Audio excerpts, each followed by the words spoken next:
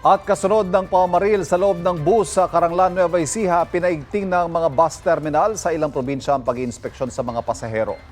At may unang balita live ang host ng GMA Regional TV Early Edition na si Caitlin Revilla. Caitlin? Maayong aga, Evan. Naghigpit ng seguridad ang pamunuan ng ilang bus terminal sa Dagupan City at Isabela kasunod ng nahuli na pamamaril sa pampasaherong bus. Naghigpit ng seguridad ang pamunuan ng ilang bus terminal sa Dagupan City kasunod ng nangyaring pamamaril sa loob ng isang bus sa Nueva Ecija. Iniinspeksyon ang dalang bag ng mga pasahero. Mahigpit na ipinagbabawal ang mga deadly weapon tulad ng matatalim at matutulis na bagay. Pinatatanggal din ang suot na sombrero ng mga pasahero. Para makita po yung identity ng tao, just in case po na may mangyari, alam na nila yung buong mukha. Mas maganda sa kung may ganito talaga, inspection para maiwasan yung ganon. Ayon sa LTFRB, hinihintay nila ang report ng pamunuan ng bus kung saan may naganap na pamamaril bago sila maglabas ng direktiba para sa safety precautions. Normally po, pagdating sa terminal, they have to secure po na dapat yung mga papasok o yung mga pupunta doon na ilalagay ng mga gamit po doon is safely secured. Dapat may mga security plan po kasi yung mga yan. Mas pinaigting din ang seguridad sa mga bus terminal sa Isabela. Normal naman ang sitwasyon sa mga terminal ng bus at jeep sa Vigan City, Ilocos Sur. Kakaunti lang ang namasada dahil holiday sa probinsya kahapon.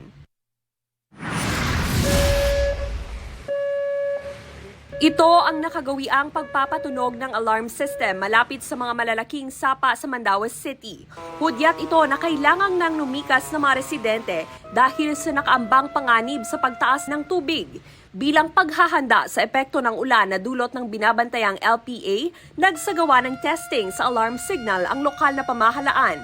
Naglatag din ng Mandaue City Disaster Risk Reduction Management Office ng mga karagdagang alarm system at camera sa mga tulay kung saan karaniwang umaapaw ang tubig tuwing nararanasan ang malakas na ulan. Konektado ang mga CCTV sa Mandaue City Command Center. Isa-isang inalalaya ng mga miyembro ng Philippine Coast Guard ang hindi bababa sa 40 pasahero ng Ro-Ro vessel na MV Virgen de Peña Francia 1 na makasakay sa bangka.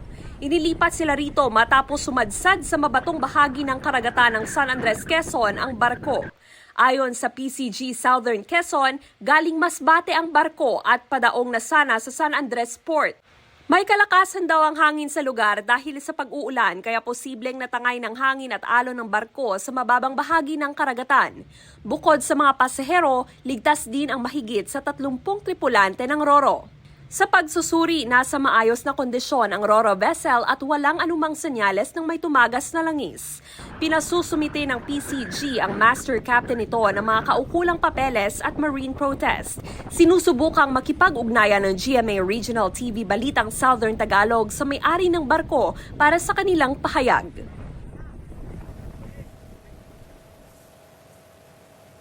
Yan ang latest sa balita sa mga probinsya. Sa mga kapuso natin sa Western Visayas, abangan ng GMA Regional TV Early Edition mamaya pagkatapos ng unang hirit. Evan?